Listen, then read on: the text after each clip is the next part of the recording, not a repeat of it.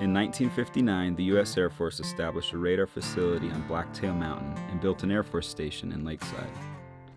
The importance of these radar stations in the eyes of the United States government cannot be overstated.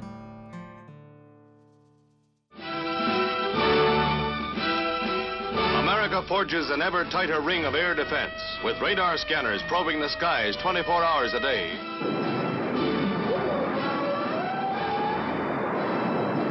Protection comes high, sky high. Today, we must be on guard in the sky when it comes to protecting our resources. The national resources that are so precious to us. For the continental United States, our most advanced system to control the air battle against the manned bomber is SAGE, Semi-Automatic Ground Environment, which evaluates all information electronically and displays it at various locations for the guidance of our interceptors and missiles. These stations would be the leading edge for the defense of the nation during numerous major crises, such as the Cuban Missile Crisis in the early 1960s. The station really didn't get operational until 1960. It was just all around a fantastic assignment. When we'd go up, I would say there was probably 30 to 35 in a shift. We had both the supply building that was there. There was always somebody there. We had a power plant up there. There was a couple of people in that. And then there was always the electronics officer and his help, and then radar repair people. And then you had scope builds, the people that actually watch the radar. And then there was at least usually 2 people in the communication center operating the communication equipment, and myself, the repairman. Maybe half a dozen people that worked in various offices that were also up there. And of course, there was 3 shifts, so it was a continuous thing. It amazes me how few people were there and how we fulfilled our obligation to the service, or what we contributed to the United States. By the early 1980s, the Lakeside Air Force Station had been decommissioned as a military facility. Here sat an abandoned multi-million-dollar facility, a virtual ghost town of the Cold War. The prayers that would go up from here would be more deadly to evil than any ballistic missile ever launched. And this place, which had no silos for war or runways for planes, would soon launch one ministry after another into the world.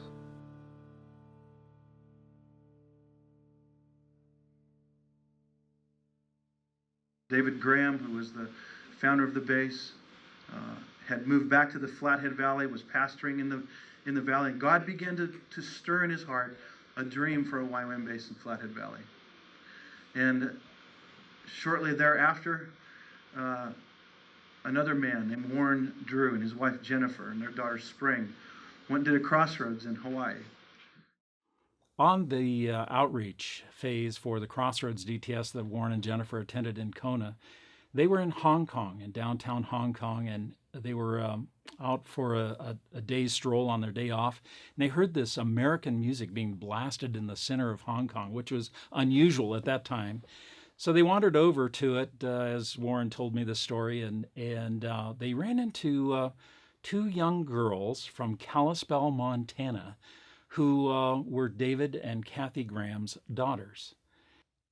Well, 2 days after they came home, it was Sunday, and on that Sunday morning, I think it was, there was Warren and Jennifer. And after church, he comes up and introduces himself to me. And he says, this is all so strange. He says, can we meet? Can we go to lunch? It was at that significant meeting that this idea of founding a YWAM ministry location somewhere in the Flathead Valley came to fruition. And on the way back, as Warren tells it, on the way of the drive home from Kalispell to Polson, Warren caught a glimpse of what we now know as the water tower. He arrived at home, opened up the newspaper, as I understand it, and read that that the U.S. Air Force was disposing of excess property here in a place called Lakeside. He calls about 4 o'clock in the afternoon, and he says, I know the place. And I said, who is this? And he says, Warren, I found the place, David. I know exactly where it's supposed to be, the old Air Force base in Lakeside. I said, they got one of those things? And he said, meet me there tomorrow. So he drives up from Polson, which is at the south end of Flathead Lake. I drive down from Kalispell, which is at the north end of Flathead Lake, and we meet in Lakeside. And we pull out of the car, and he says, that's it. And I thought, that can't be it. That can't be it.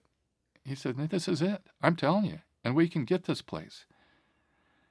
And I have to tell you, I was weirded out by it, and then I thought, I think he's right.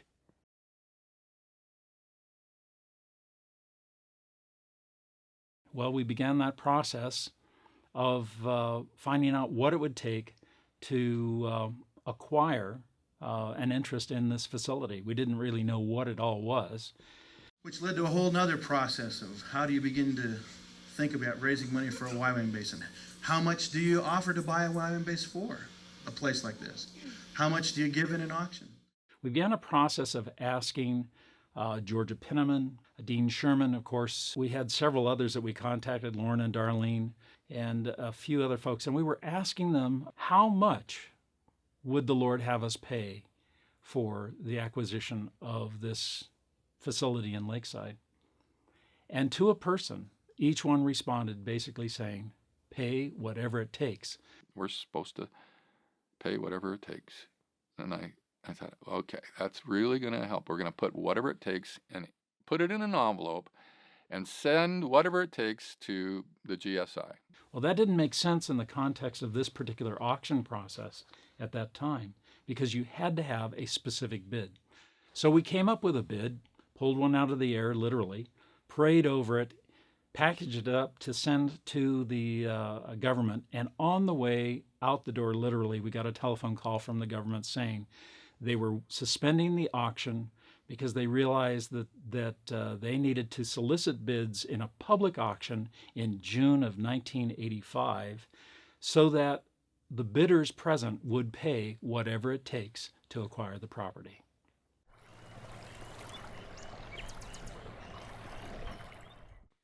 What I remember was that it was just a very exciting day. It was an amazing day.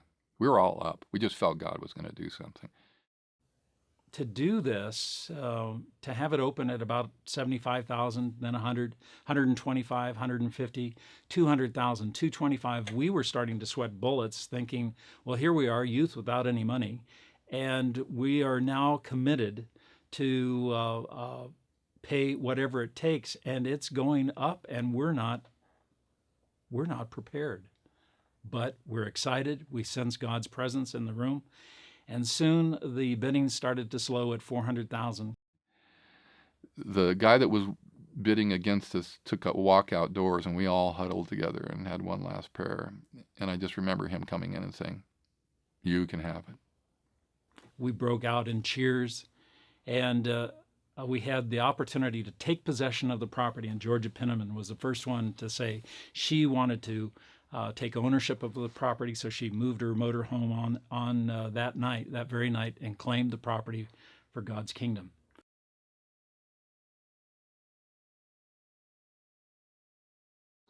It seems like YWAM Montana started almost exactly the opposite of most YWAM bases. Usually you have people and then you get a facility.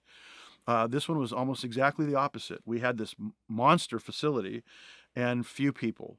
And David went on a recruiting tour with some other guys, came back, I think, with about 25 to 35 staff that we began with that fall. We had approximately 50 students in that first school, and then there were children on top of that. John and Donna were in our first DTS because they had never been in a DTS, and they were also head of our staff. I mean, they were running all the finances and everything else under the sun, and everyone just pitched in and did what they had to do. So when we first came, it was very exciting because there were about 20 of us. We had about 6 weeks to get ready for the first discipleship training school, and the place was a disaster. So many things were in disrepair, and there were inches of flies in some buildings that had died over the years. And 14 kabillion flies, dead flies lying everywhere. I can remember cleaning flies 6, 7 inches deep out of windows, and garbage bag after garbage bag after garbage bag of flies that had accumulated in the gymnasium. Years of accumulation. You can't imagine the flies as we kicked them around in these rooms were almost like snowflakes, just milling around in the room as we kicked them, and we were sweeping all these up and cleaning this facility and making proper renovations. Back then there were these pipes that went across, back and forth. They were ugly. That's another reason when I first saw the place, I didn't want pipes in my thing, I just didn't feel like pipes, and it just didn't seem very glamorous or country or Montana-like, looked like an Air Force base. He turns on the pipes for the very first time, the water, and my dad's standing there right on the driveway next to the head office. We just see these fountains going up like 15 feet in the air. I don't know, maybe they were only 4 feet. I don't know, but they were impressive. And they were just going pop, pop, pop, everywhere. My dad looks at me and he just goes, "You're never going to make this work." The exciting thing was that we had a full school. We had students mostly paying, and we had a facility. What we didn't have was heat. And when you're coming into Montana's winter, that could be somewhat problematic. When we acquired the property, the Air Force somehow failed to inform us or release the paperwork that allowed us to learn that they were burning as much as $11,000 in fuel oil each month to heat the cantonment area, the developed area down on the base. Well, that little bit of oversight put us into panic mode, because here we had the school starting, and there was no way we could budget $11,000 a month to pay for heating the place. So we were asking God desperately for an answer, and this young man showed up this one particular day with an answer. Dan had stopped by to ask who was the successful owner or bidder of the property, and it was Youth of the Mission. Well, he was ecstatic, and he said, by the way, that boiler building that you're standing in front of, does that happen to have fuel oil burners? And of course they did, and he said, I just came from converting a school burner system in South Dakota to burn wood chips. Would you guys be interested in that type of modification? Well, we were ecstatic. We thought, oh my gosh, this is another provision from God. Not only did he bring his family, they moved in for a year or two, and he converted the boilers, but then he also helped with the repair of all that outside piping that had to be welded back so that it didn't leak. We were thrilled to realize that we were now burning only $3,000 a month instead of the proverbial $11,000 of fuel oil. $3,000 in wood chips, which saved us literally tens of thousands of dollars. You know, in those days, it really was a lot of fun. We didn't know any better. You know, it was the pioneering stage for a ministry. And again, I was so young, I just kind of came in when the base was really just a handful of years old. And so I kind of caught the tail end of that pioneering mode. And so back in the day, we didn't have local sewer, so we ran our own sewer ponds. So if you've ever been across the property up a little bit, we used to have 3 sewer ponds. And so when we took over the base, we actually had to run our own sewer. But in the summer, somewhere around August, those ponds would get full. And the bell over in what's now the SBS classroom used to be the boiler room, and a bell would go off, which meant the ponds are full, which means we couldn't flush the toilets, right? And so it would get so stinky that you could not believe it.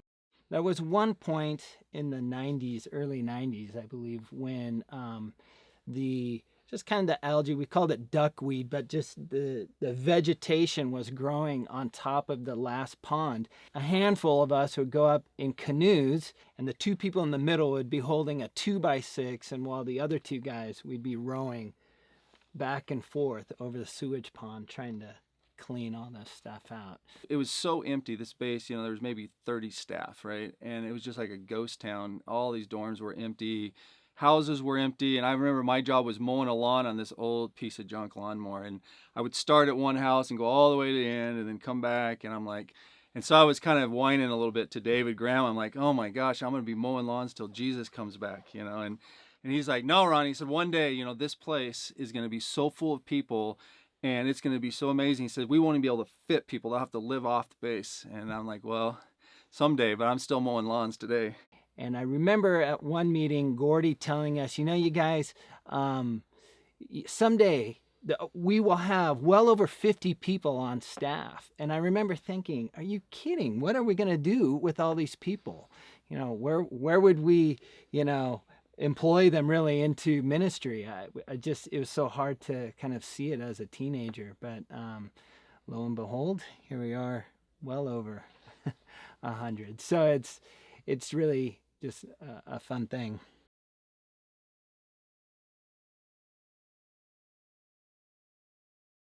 One of the stories that's a standout for me was at a moment when some of the laws of the land had changed. We owned the property, most of it. There were only a few houses left.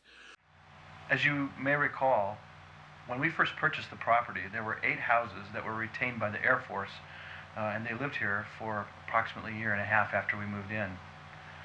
They moved out now several years ago, but the government has just recently gotten around to auctioning off those last few houses. Those 8 houses were reserved and were to go to public auction, but at that time, the government had a change in laws where they were obligated to give excess government property to those organizations that provided housing for the homeless. Now, we didn't at that time have any organization in the Kalispell or Flathead region, or Missoula for that matter, that provided housing for the homeless. But all of a sudden, an organization appeared literally out of nowhere to lay claim to these 8 homes. And we talked with Health and Human Services and the General Services Administration, and they all agreed that they thought it was really a dumb idea. But they just simply said, look, there's nothing we can do about it. The laws of the land have changed, and you might as well face it. I remember on the phone with one gentleman quite high up in Health and Human Services, and he said, look, you are up against a damn steamroller. You are not going to get those houses. And as a bunch of younger YWAMers at that time, that was a little bit like saying sick 'em to a dog, because we realized in that moment, we may be up against a damn steamroller, but we serve a God who's a lot bigger than your steamroller. So anyway, it was a big story, and John Briggs tells it really well. But Newt, our next door neighbor, gathered the community together, and he got them all in the room down at the Methodist church.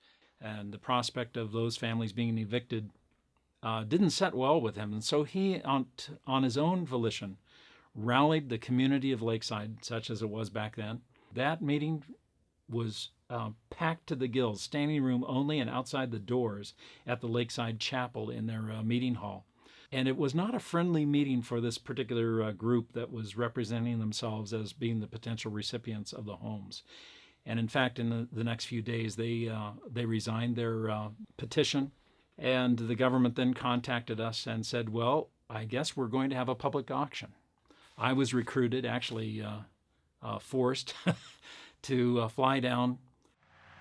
The last day, we found out a little earlier on in the week that we could actually have somebody on site in Fort Worth to fax in the bids to the government. So we sent John Briggs, our business administrator, down there to participate on that last day in which the auction was to close at 3 p.m.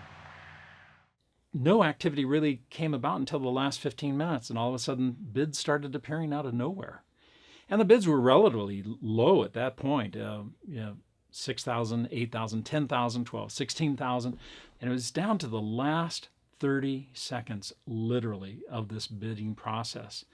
And I felt I was supposed to submit another bid against myself, against YWAM. And that did not make sense at all. It was absolutely crazy, especially for me, being the guy who squeaked whenever I wrote a check. I just desperately asked God, what were we to do? And immediately I felt I was supposed to submit $72,000. What?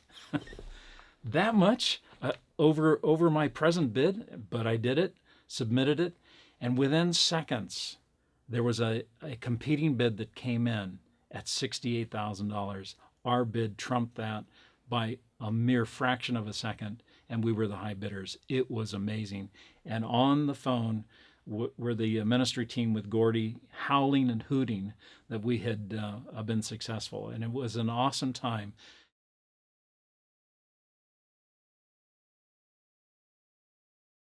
God really spoke to me that when this vision takes place, if it's ever to take place, music has to be a part of it, and dance and life. And I just was committed to that concept, but thoroughly committed to that concept. So from the very beginning at YWAM Montana, arts has been one of our primary calls. Yes, we're called to disciple. Yes, we're called to teach. Yes, we're called to equip. Yes, we're called to mobilize. Yes, we're called to evangelize. But the necessity to utilize the arts in the midst of that has been woven into the fabric of our formation. It's no surprise then that even when you look at the staff on this base, there's a disproportionate amount of musicians. It seems like everybody plays something and can do something musical, which is quite odd, especially in contrast with the rest of society or even the rest of YWAM. It's interesting that we take music and the things that we enjoy so much for granted, but we forget it takes real people, and the arts sometimes are the least supported kinds of ministries. We think that they're not valuable, and yet They're so valuable for reaching out and also for giving us as Christians that place of encouragement. So we are an art space. We will always be an art space, and to not be an art space would be disobedient to our primary call. And so we love having artists come here, whether they are an artist who teaches the Bible, or an artist who works in the kitchen, or an artist who plays music, or an artist who dances. We love having artistic people here. It contributes to the creativity of our thinking and how we might proclaim the gospel to the nations. So we love the arts here.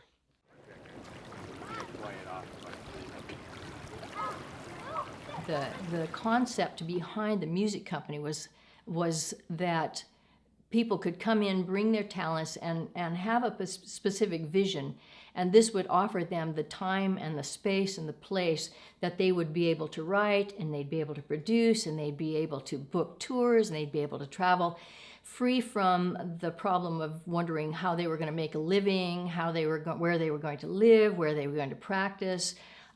We had the facilities in place for them, and the teamwork and the network in place that they could come and safely launch into their ministries and develop their music.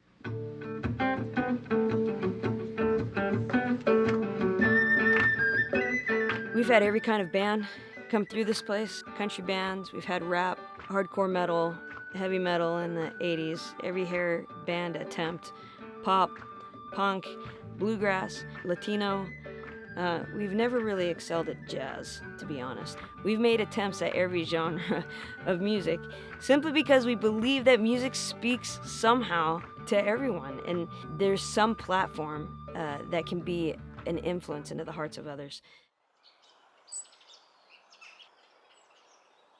Of course, Steve Praetzel and Larry traveled and got equipment and set up our first recording studio back in 1988. West Shore is recording, and of course we can see where it is today, how much it's grown and changed and blessed people. We wanted to create an atmosphere that was more professional for YWAM musicians.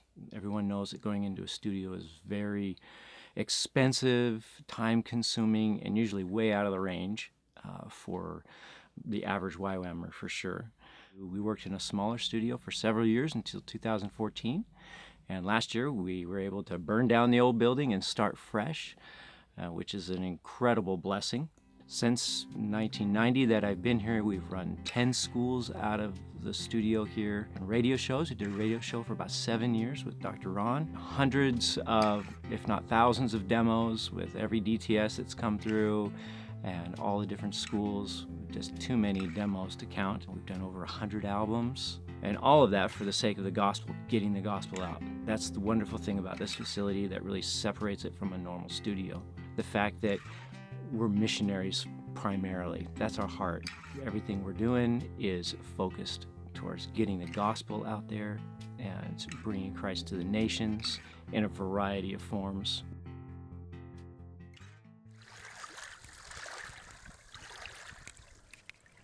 In 1992 or 93, the dance company was started, and that was the birth by Bonnie Lunsford and her sister Jenny Oates. Now, the funny thing with all of this is we had a practice room for a music company, but there was no place for the dancers to dance, and there was no place for actors to rehearse. We had really no facility to dance in, so we would dance in a empty dorm room if we had to. We danced in the preschool when we could. We danced in the Cameron Townsend classroom because it had like half a wood floor. When everything was occupied, we would dance outside on the grass. We would dance in the lecture hall. At one time, we danced in a flooded room. All our stuff got flooded. And we ended up doing a little mini performance in there in water. They were just crazy creative. And any place that wasn't cement, they would roll it out and they would rehearse, and then they'd roll their Marleys back up each day. We danced because we felt like the Lord asked us to dance. And so we were determined to do whatever it takes. Over the years, the Lord released finances for us to put an incredible state-of-the-art dance floor in the gym. And so now we have a large dance space, mirrors and bars, and it's a really amazing space. And today I will see dancers come in and go straight into a space where their knees are taken care of well and their joints, and it's a beautiful place to dance in.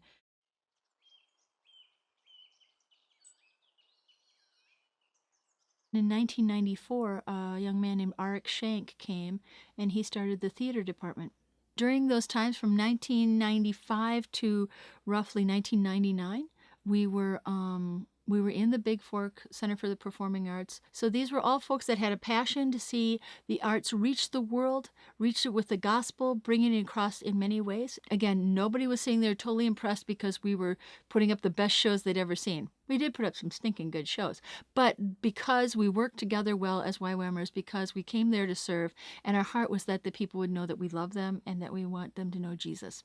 At that time, the Yak Shed was basically a bunch of storage units along the sides of it, and then inside was all empty.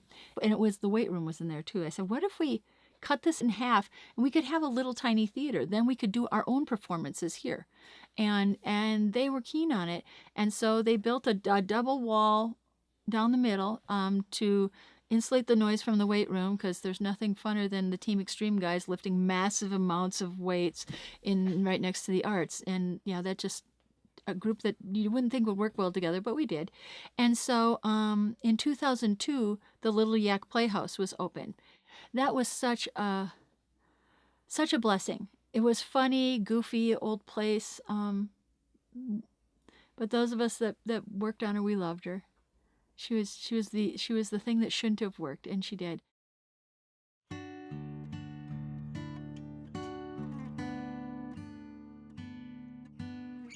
I think this place will always call artists, and it will always call people who love and understand and champion the arts.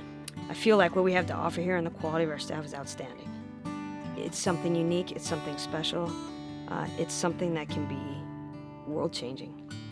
So the theater department, it closed its doors, and we're just waiting for the right person to come and reopen the doors. The dance department is in the middle of restructuring right now, and that's pretty exciting. The worship arts is just growing and doing well.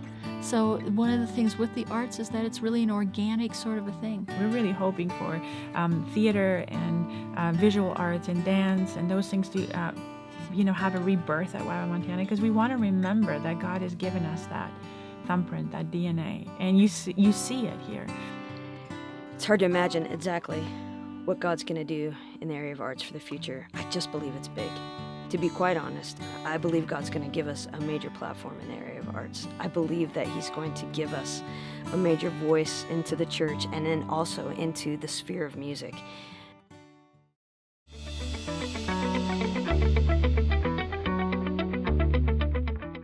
DTS is really it's the gateway to the mission.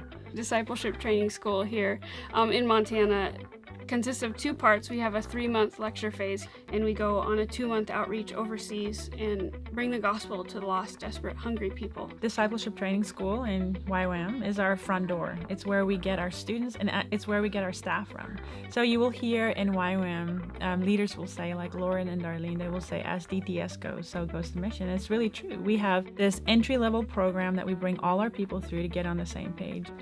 One of the things that we see as students go overseas and begin to preach the gospel and even do practical ministry is we see our students realize that they have a role in the kingdom of God and they can do it.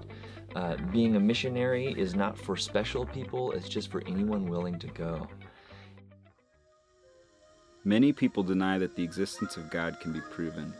Some evidence to the contrary needs to be reviewed. The fact that anyone was ever saved after viewing a street drama, especially one from the 80s, is irrefutable proof that God does exist. The same God who created the earth and stars has worked through some of the cheesiest music and dance steps known to mankind. There must be a God, and His grace is huge. So it's just been working with DTS the past 21 years. 21 years of DTS. You'd be hard-pressed to find any program that matches the bang for the buck that DTS offers. And by that, I don't just simply mean what you get from tuition. I mean that amount of time and that amount of transformation, not only in the lives of our students, but in what happens in the nations. It's pretty significant.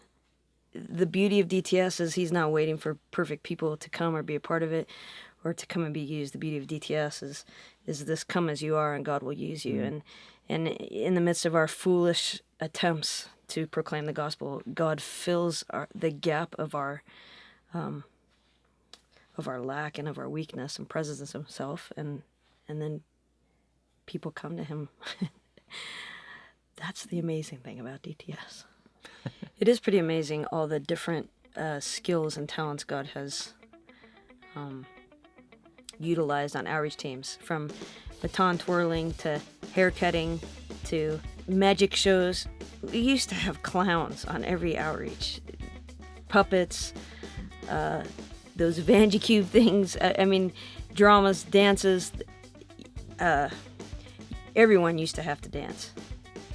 Didn't matter if you were good or not. Everyone had to dance.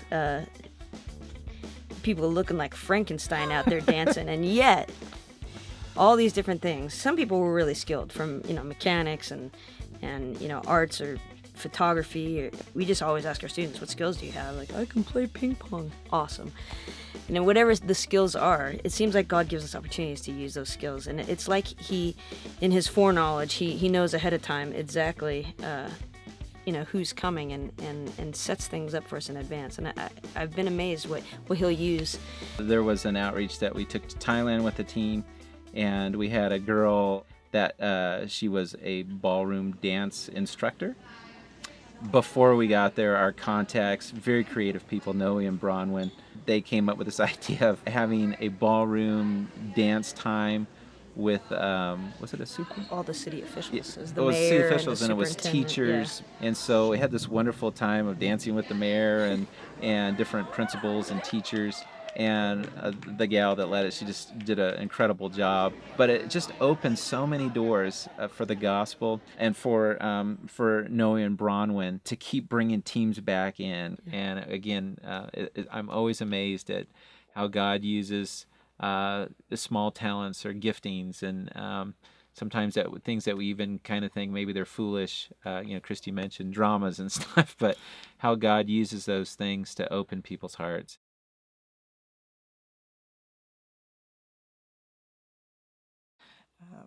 Back about 17 years ago, 96, 97, 98, we were starting to really feel like God was telling us that we were supposed to be a little bit more focused on what we were doing.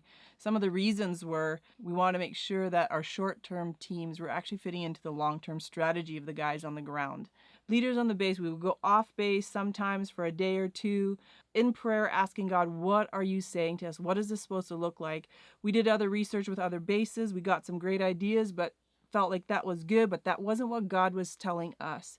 So in coming back after this one particular time, God very clearly told us that we were to take on 4 nations: India, Nepal, Thailand, and Ukraine. Over this time, we felt we were really supposed to focus on relationships with the national leaders, the national leadership team. And so our agenda has never been to go in with our own ideas, but to ask, what are you doing? What's God telling you? And work alongside them. I think sometimes that, maybe in the early days of Youth with a Mission especially, that to target another place or to partner often meant just sending more teams.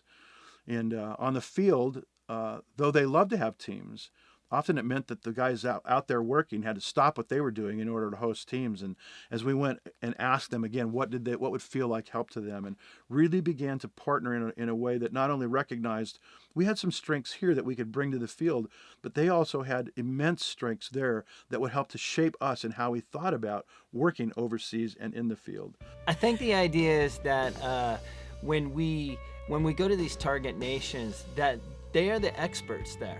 And we want to go in and be able to say, how can we serve you? Instead of bringing our own ideas and saying, hey, we have this type of team and we're going to plant it here in your country. We want to ask them, what is the best way that we could serve you? Recently, I was fishing on a lake, and these 2 guys that I was fishing with, they caught 29 salmon, and I caught nothing. These guys had fished this lake for years. They knew exactly the right tackle and bait to use. They knew how to go in, where to fish the lake, what time of day, and everything about it. I came in as just a rookie, knowing nothing. When you go to a target nation, those guys have obviously been there their whole lives. They've been there for years. They know how to fish the lake, and they know what tackle to use and what things could really impact their nation and what tools they can use with the gospel. What I like about that is our focus, that we can actually say, what do they need in those nations and how can we prepare our students to go? So right now, it seems like TESOL is a really big need in our target nations. And so we are really trying to train as many students and staff as possible to teach English to speakers of other languages so that we can be effective in the target nations. And so over the years, just watching this grow, we could see that if we partner with Taiwan, they can go into China and they can go into those other nations where we can't. We are free to go into Taiwan. We are not as free to go into China and the other nations. So working with them was a very strategic move on our part, and we took Taiwan on as a target nation in 2008. Through this process, we felt like Cambodia was also a very key nation to work with, and so in 2014, May of 2014, we took on Cambodia as our 6th target nation.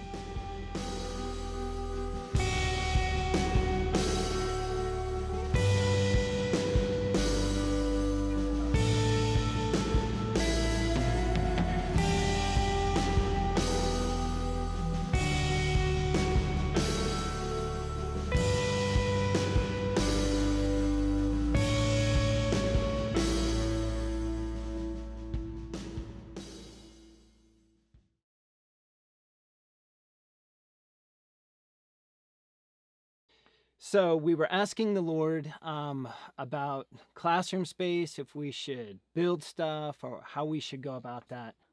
Yeah, you're always looking, oh, we need a new building over here. And the Lord said, why don't you look around and see what you've got? Utilize what you have. We had so many buildings, some buildings, I should say, sitting around with a bunch of junk in them and not really serving us at all. He said, use what you have. We had the boiler room. That place was horrible. I called it like the Onesimus room, like in Philemon it says, once Onesimus was useless and now he's useful. And to me, I think of the boiler room where SBS was, it was nasty, dirty, big boilers, we didn't know what to do with it. We had 2 large boilers in there and they were offline at the time. We had made all the dorms and the kitchen have their own independent boilers. And so this was just more of a catch-all. It was 2 huge boilers with a whole bunch of junk in it. We could probably do something with that building.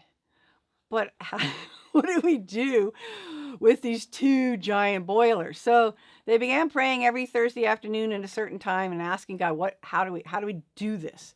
We thought, okay, well, Lord, if you want us to use this, we really need you to speak to us and we need some wisdom and guidance in how to move forward. So at one of our prayer and fasting times, we got all of our staff and students together and we were praying about many areas on the base. And so there were actually quite a few words, scriptures, phrases, things that came out.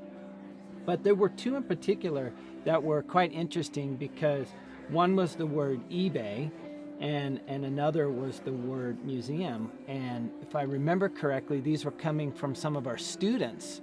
One of them gets this idea that God spoke to them about a museum. And so they said, well, okay. And then anyone else got anything? And one of them said, well, I got eBay. So all right. So we put one of those boilers on eBay for $1, but you had to come get it. And these things are huge. I mean, we're talking big, big boilers. And one person, the whole eBay world bids on this thing and gets it for $1, right? And so he calls and he says, yeah, I'll send a semi up. And he lived back east somewhere. And so our maintenance guy said, yeah, he said, a funny thing is we got 2 of these things. And he's like, no way. He says, I need 2 boilers. So he said, okay, I'll be here on a certain date with a truck. I'll pick them up. I'll haul them away. Now the question is, how do you get them out of the building? So if you go over and look at the boiler room on the south side, you'll see, if you look closely, where we busted through the wall. So we tore the wall out, and quite a few guys cut things, weld things, put the boilers on rollers, and they actually rolled them out of the building onto this guy's truck. Mark asked the guy who bought it, what are you going to do with this? And he said, no, I run a steam museum on the East Coast, and I want to use these boilers to help run part of the sawmill that I have set up. And so what was really cool with that is even back, there God was teaching us, and so here the word museum and eBay were the ways that we got those big boilers out, and it started what now is the SBS classroom, and then a businessman donated the big windows that are over there because he wanted students to be able to have a great view as they did SBS. And it became everybody's favorite classroom, high ceilings, industrial, but for us that were around, and it's a God story. A family had moved into the Lakeside area, retired attorney and his wife, who had ideas of taking over a little bit of the what was known as the Bayshore property and wanting to develop a park as a gift to the Lakeside community. And I just went up to the owners of the property and I said, well, have you considered gifting the property to a nonprofit?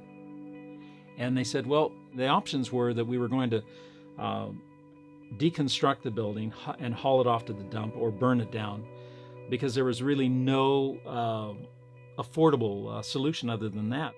So I suggested, well, mission builders could use the motel. We were looking at providing staff housing for our facilities. And I just kind of offhandedly mentioned that to them, and 2 days later I get a telephone call saying, it's yours. So it just happened that our two of our engineers were in town that particular week, so we had them go through the building, and they said, great building, it's only 12 years old, had fairly new construction added to it, good wiring, etc. But we had just had a property development design submitted by some professional architects, and this configuration of these 12 units really was not appropriate. At least that's what our engineer said. And so I called up and spoke with David Garrigan, who was responsible for facilities at the time, and later to Keith Buzzard. So I went down and I met with them briefly. I can't remember if it was the next day or two or what the time frame was there, but Bruce had contacted me and said, listen, I want to donate the buildings to YWAM, but you guys need to pay to have them moved. And we knew that a rough estimate would be about $50,000 to move it a little over a mile.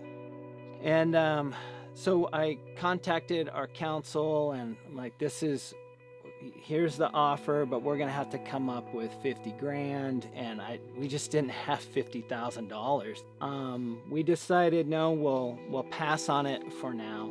And I actually was walking through the lower campus, and I was near the water tower, and I stopped and I was gonna call Bruce and just let him know it's not gonna work out for us. So as I'm getting ready to call him, Dick comes down on his bike and he's, hey, what are you doing? And we just started talking, and I gave him the quick version of the story, and he said, I bet you that it will cost that gentleman $50,000 to pull permits for what they call dump fees and to hire people to tear it all down and to do all this stuff.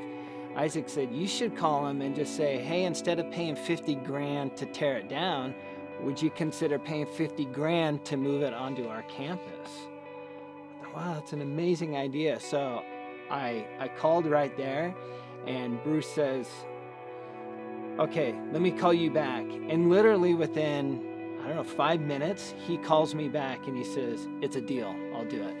And so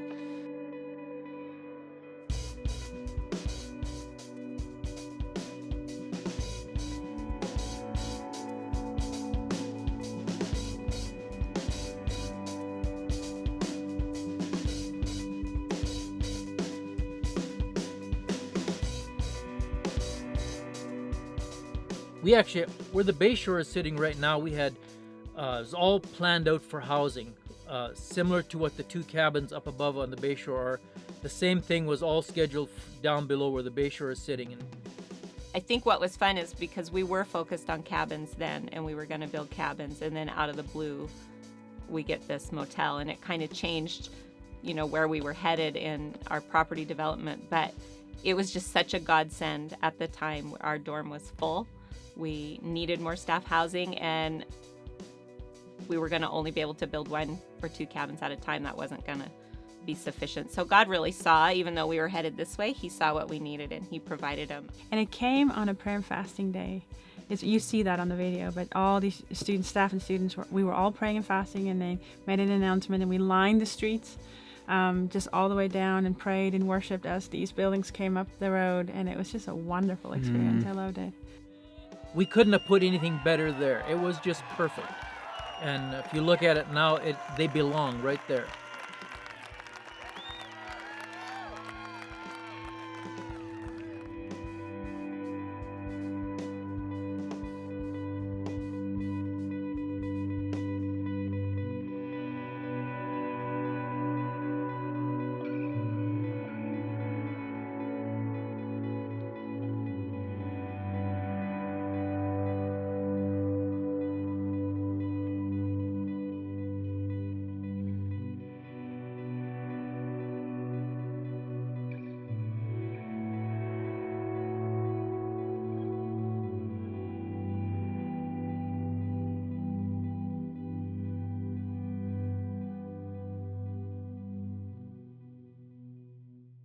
And I mean, this place looks so different. And for those of us that have been around, this isn't just site development. This is a God story that we learned, and God disciplined us, and He showed us things, and we gave and sacrificed. Yeah, we enjoy a very different season. I know even a lot of our young staff think this is kind of how it's always been, and it certainly was not. As with any ministry, there are those lean years where you're really trusting God to provide financially, and lessons are learned during those seasons that are ones that you don't forget. For God to give this property to us and then let us take care of it and improve on it and make sure that it's going to be here should He not come back. It's going to be here when we're all gone. This place will still be standing. And then not only improve what we have, but get to add things, to get to build the slab building so that our shop and our facilities guys have a place to work where they can really do what they're called to get to add the Bayshore, to get to build the cabins, to build the second story on the office so that we can all fit in there and work, and revamp the studio into what it is now. God's just been really faithful. And to be able to do it without going into debt is incredible to me. So it's been really amazing to watch it morph from, I don't think it looks like an Air Force base anymore. Maybe some people think it does, but in my mind it doesn't. Now it looks like a campus, which is what it is. So.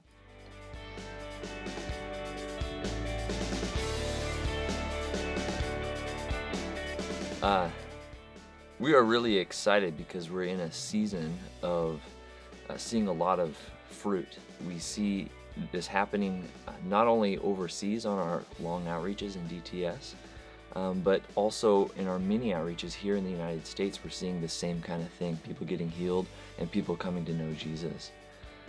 We want to see more staff and students going long term. Yeah, I really see this as like a launching ground for people moving into long-term missions, whether it be here in the States or overseas. We want to see our staff and our students go long-term with the same heart to see transformation. I think the heart of DTS is to see transformation, both in our students and in the people we're reaching out to overseas, in the States, wherever it is. And that's the heart of YWAM, that's the heart of DTS, to reach the lost and to revive the saved, to go out and complete the Great Commission. Yeah, earlier I was saying that we're seeing more and more people getting saved and encountering God on our outreaches. And I really think that God is bringing revival, and we're seeing it in the United States and overseas. And that's our heart, to see revivalists raise up that realize revival isn't something you have to wait for that's going to drop in your lap. It's something you can live out in your day-to-day life when you come in contact with people. So that's what we want to see happen in our students.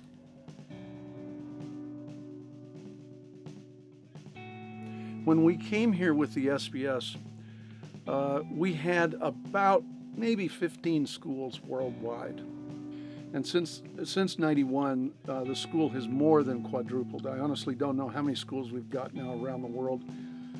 Probably close to 70, 70 to 80, I don't know, somewhere around there. And we honestly don't know because much of what we do is illegal around the world. And so the Lord has been really good, but this base is to be credited, and the leadership of this base is to be credited. It's the overall environment of this base that I want to give credit to for being a very important catalyst to the growth of the School of Biblical Studies around the world. That is a big deal. We've had amazing leaders in the past 24 years, and we've seen the school grow in the past 24 years to where it is now. And as us three have taken over the school this year and as we're going to lead it, it's really cool to build off the momentum that's already been building up to this point. That it started with 36 students, which is a huge deal, and we're looking at trying to get 60 students for next year, and God has grown the program here. And for us three, it's almost humbling to take over such a huge monster of a school, and that God is using us. I think that the SBS has a lot of potential to keep growing from here, and I think the SBS has tremendous possibilities to change even more people's lives and change it at a deeper level. God has just been preparing the SBS for this, and we get to be a part of taking it into this next season. And the Bible changes people's lives, and I want the Bible to change more people's lives, and I'm excited to see what happens in the next few years and into the next 30 years.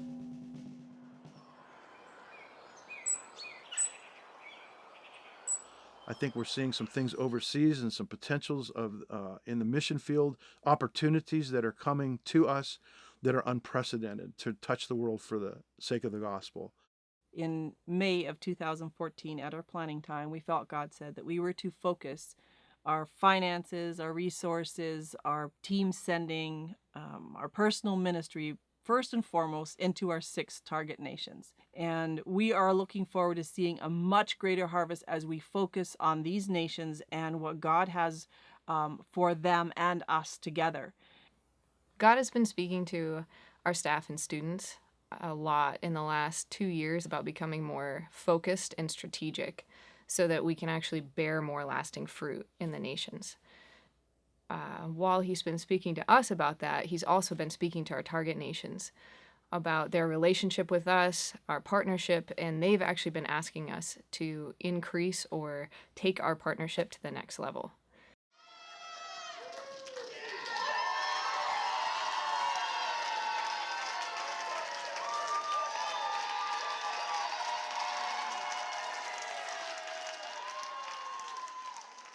The Surge is a laser-like strategy in which we're going to partner with one of our target nations for 3 to 5 years to meet mutually agreed upon God-given goals. We're using the term laser-like because it's kind of like the tip of the spear with the strategies that we have with our target nations. We have basic strategies with our target nations, and this one is a very intense partnership for a specific time period. At the end of the Surge, we want to be able to say that it was God that did this, that we don't look at it and say, okay, YWAM Taipei and YWAM Montana together accomplished this, so of course that makes sense. We want to say at the end of the day, this cannot be accomplished by these 2 locations together. It has to be God. And that's what we're doing with the Surge, is putting those mutually agreed upon goals before us and saying, we trust you, God. We're going to step out. We're going to jump off of the cliff, and we're going to see God do amazing things to transform nations.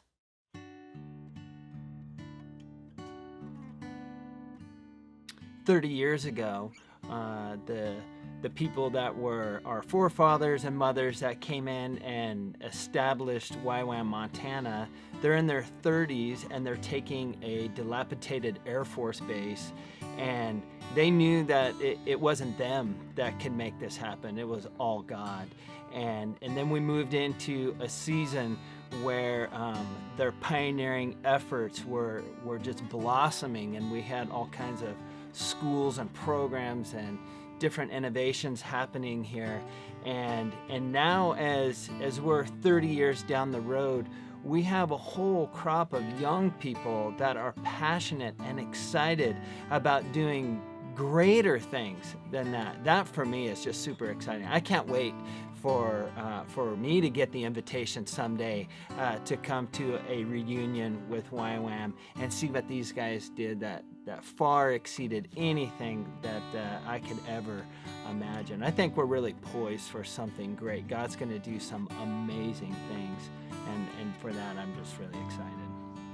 There might be some people watching this video wondering if there's a place for them to serve at YWAM Montana. And I would say ask the question. We have lots of opportunities for people to come alongside as an alumni, as someone even in another state, giving or coming and serving on a work team, or going on an outreach with us, or maybe God is calling you to come back on staff. We have lots of needs and lots of opportunities, and I think it's exciting. I think there's lots of room for growth. This year at our planning time, we asked God about the property across the street, and we feel like the Lord is leading us to expand the ministry going across Blacktail Road, and I think that's very significant. It's way more significant than just another building.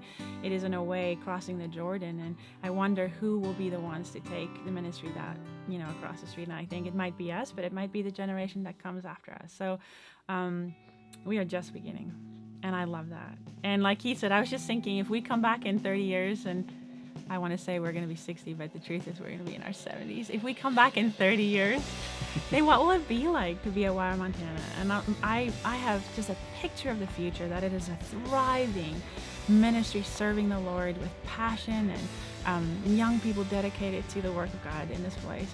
And it's the stuff that goes beyond us that gets me excited. Just the longevity of the ministry and what God can accomplish through YWAM Montana, and the people who will say yes.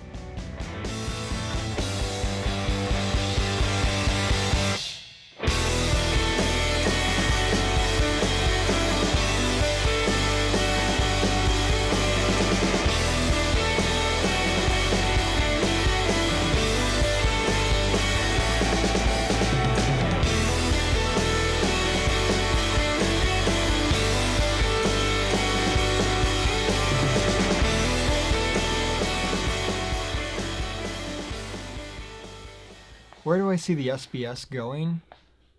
Hopefully still running next year. Someone had to say it. Someone had to say it. I might as well be that guy.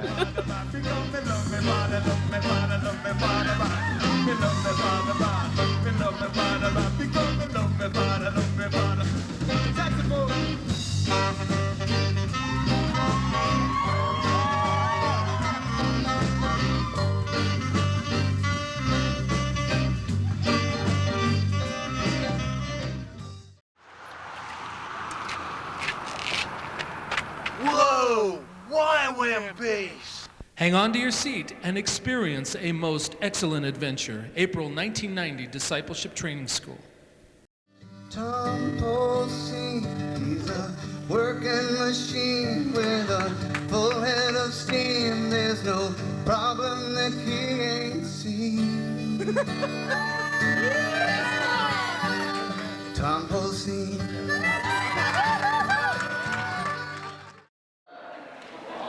It's not my fault. As I look back, I really see how God's hand was on my life. I kind of had the Beaver Cleaver life, Yeah, right.